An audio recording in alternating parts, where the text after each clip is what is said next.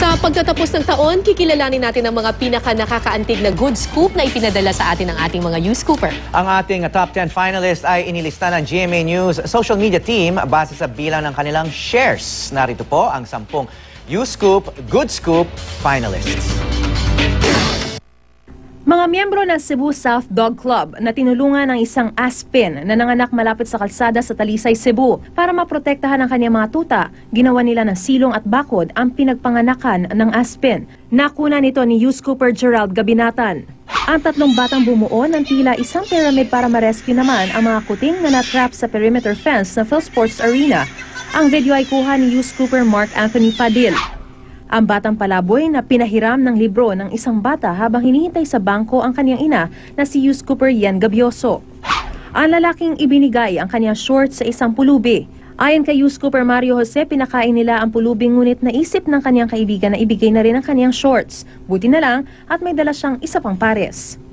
Ang grupo ng mga lalaking ito na nagbayanihan para mailipat ang isang kubo sa Northern Samar, halos 1 kilometro raw ang nilakad ng malalaki ayon kay U-Scooper Ramil Pahanustan.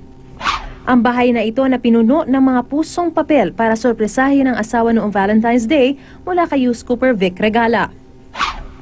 Ang hindi nagpakilalang dayuhan na pinakain ng mga batang kaling ito sa isang fast food restaurant sa Bacolod City, nakuha ni U-Scooper Francis Joses Cantero.